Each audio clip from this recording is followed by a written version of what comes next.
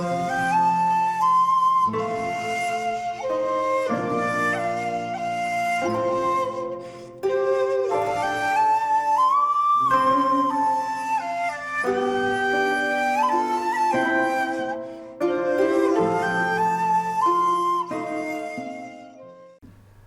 there, this is Solitude from Solitude Films, and welcome to another episode of In the Frame.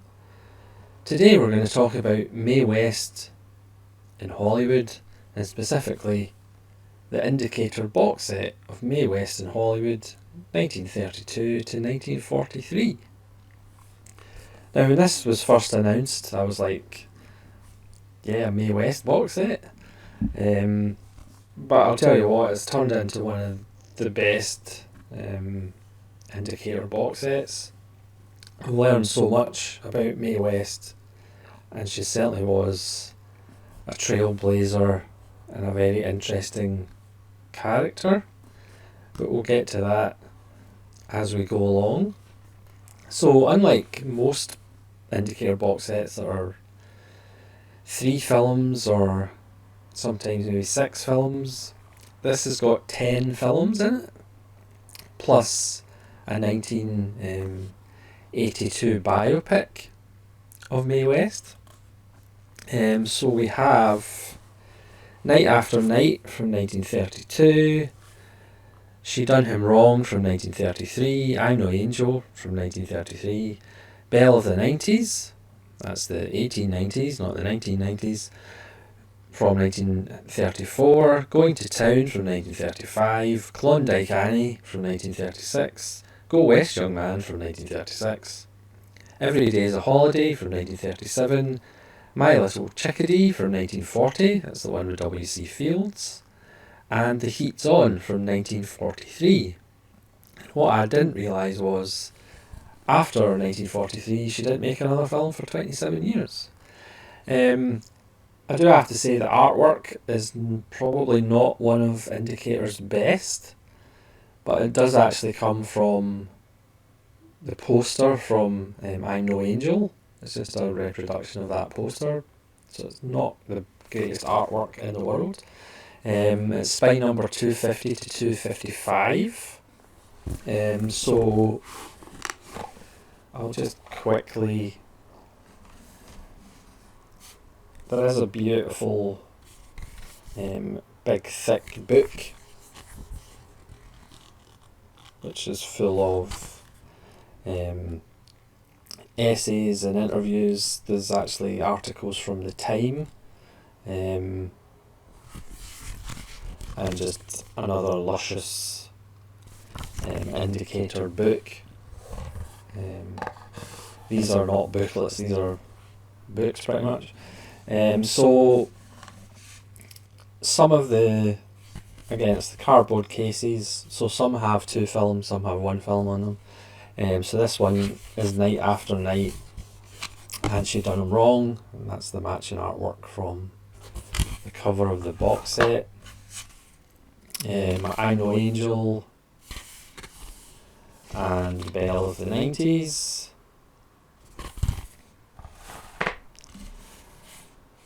Going to Town and Klondike Annie.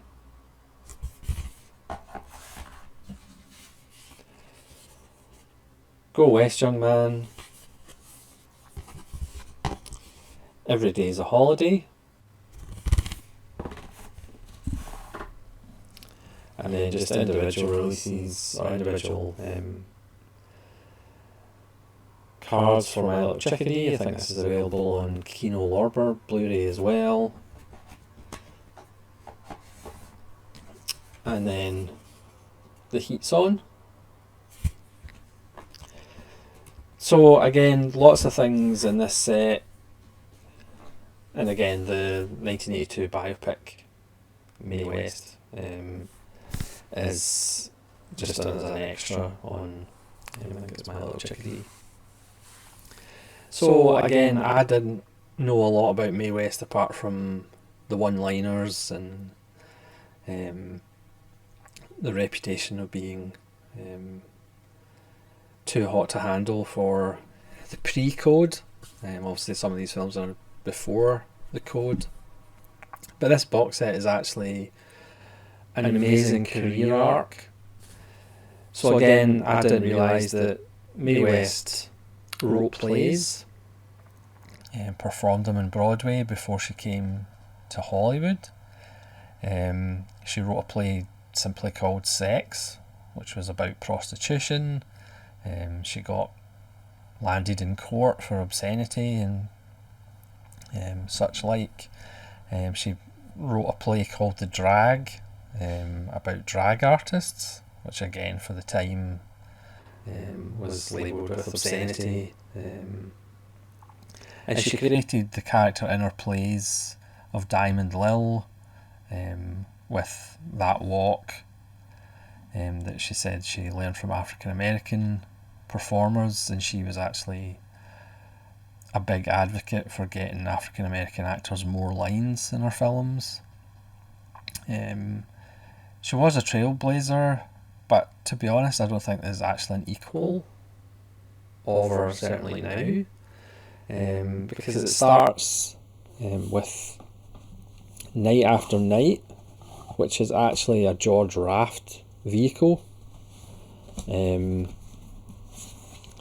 she is fairly low on the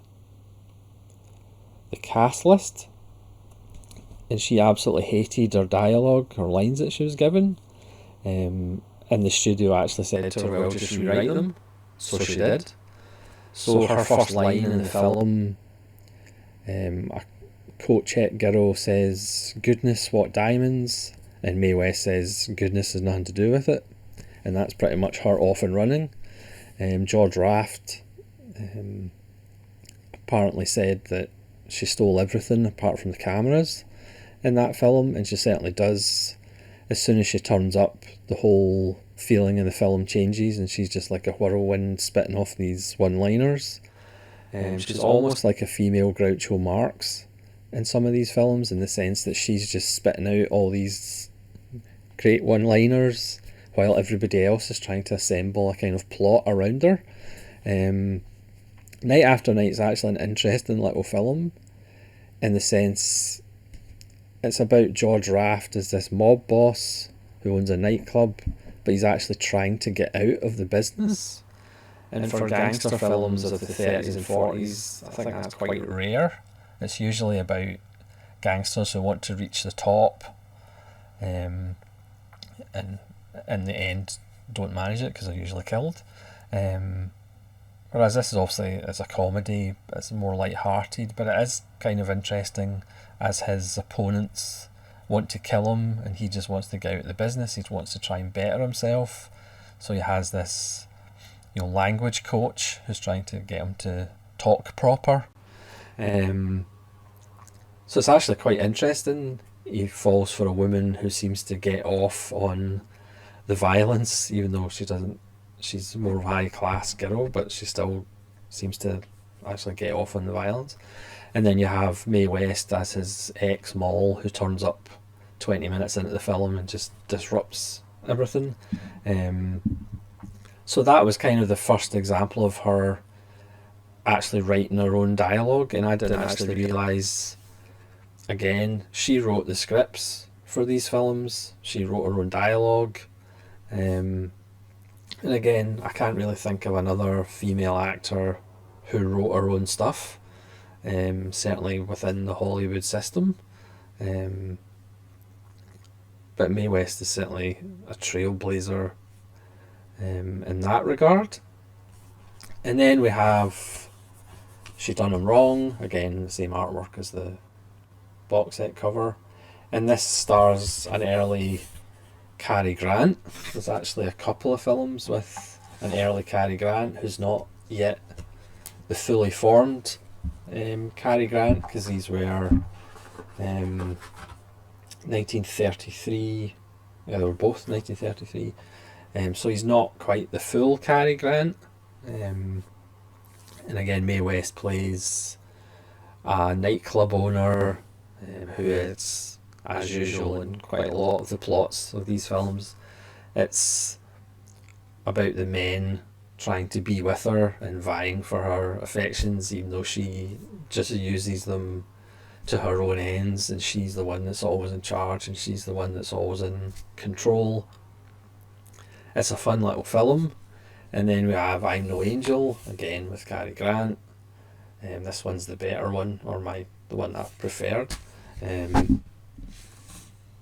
again, this one, because Mae West wrote the script, she pretty much put in anything she liked. So she's a nightclub dancer and also a lion tamer. She's introduced in a circus scene riding an elephant.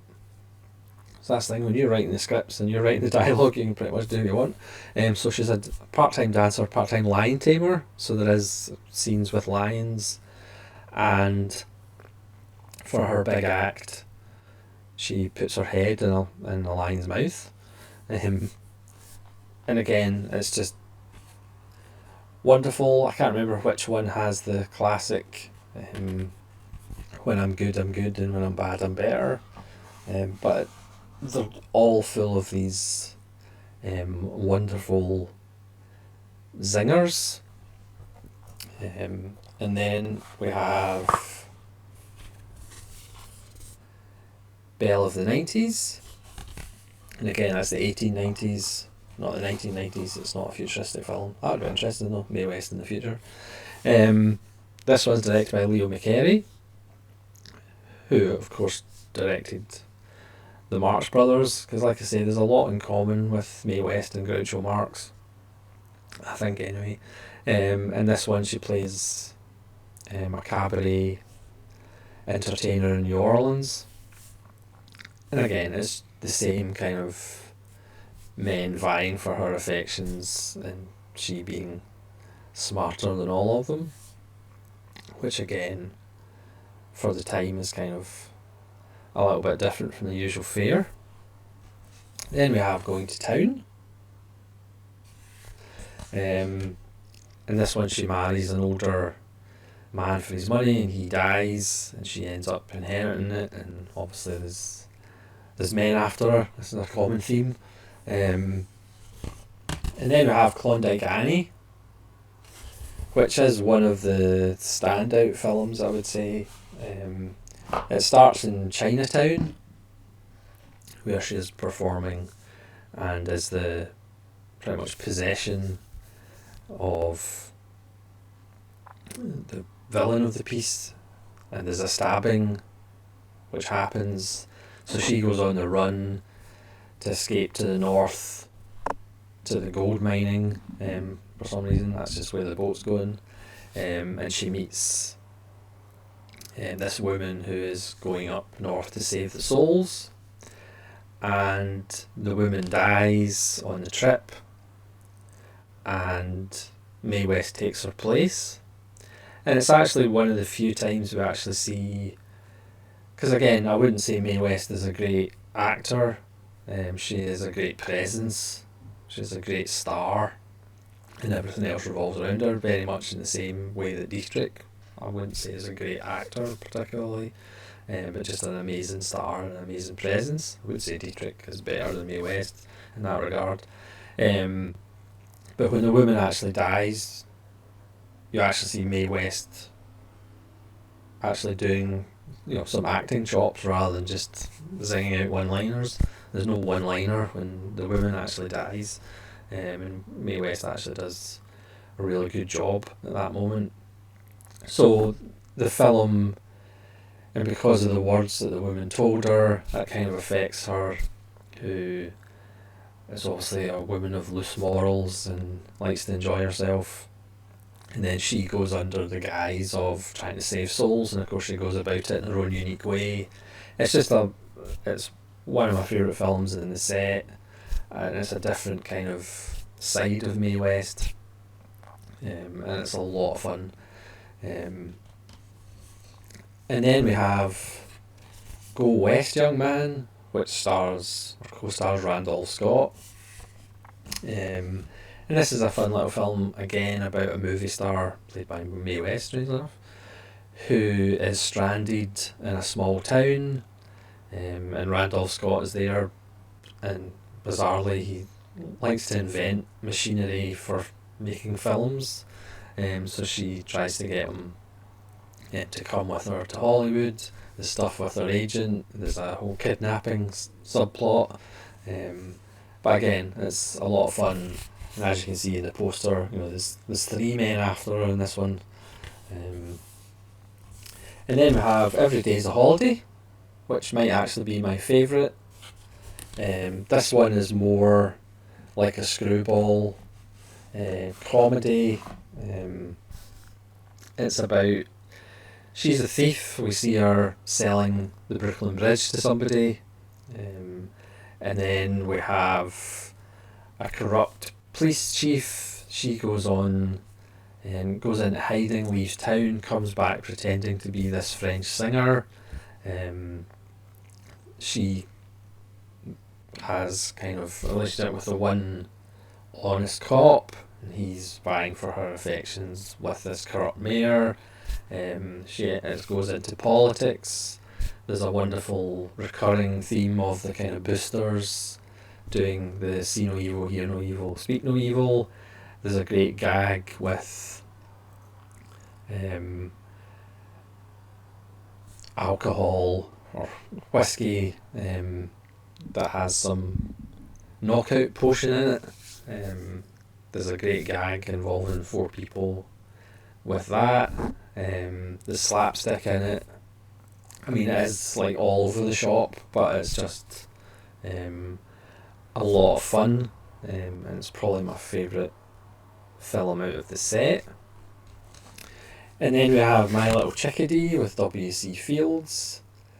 2 legends together, even though I don't have that much experience with W.C. Fields. Apparently after this film there was some kind of serious falling out because they are co-starred in the credits, and the script is credited as Mae West and W.C. Fields. But in one of the interviews with Mae West on the box set, she claims W.C. Fields only wrote one scene, which is a very good scene when he's tending bar. But that was the only scene that he actually wrote, but he somehow ended up getting the co-writing credit on the credits, strangely enough. So for somebody who's used to writing pretty much everything, Mae West didn't really take that too kindly. Now there is an extra with W.C. Fields' granddaughter, and she says that he wrote all of his lines and Mae West wrote all of her lines. So I think there is a bit of a disconnect between who actually wrote what in that little film. It is a fun film about, again, another loose woman who has to leave town because she is seen to be having a relationship with a masked bandit. Margaret Hamilton's in it, playing a Margaret Hamilton character. We all know her from Wicked Witch of the West. And she pretends to marry W.C. Fields because that makes her an honest woman, so she can turn back to town, and they end up in another town, and W.C. Fields becomes the sheriff. There's lots of hijinks as W.C. Fields tries to consummate the marriage, and obviously Mae West doesn't want to consummate the marriage. And again, there's lots of good stuff, and it's a lot of fun, but again, it's all over the place a little bit. We do see Mae West firing 6-shooters into Native Americans. And then finally we have The Heat's On, which is kind of, it is a fitting kind of full circle from where we began, because there's 3 writers on the film, none of whom are Mae West, and Mae West is almost a side character. Again, it's about putting on a play production, embezzlement of funds, different men vying for Mae West, but there's also a younger girl who's the nephew of the person who has the money, that's kind of more featured. There's more musical numbers that don't have Mae West in it. There is a great performance by a female piano player that's quite stunning.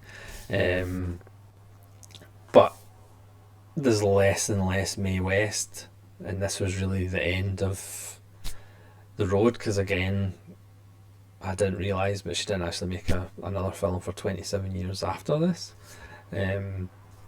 So this is really, again, like I said, when it was announced, I was kind of like, Mae West set, but it's actually turned out to be a really fascinating look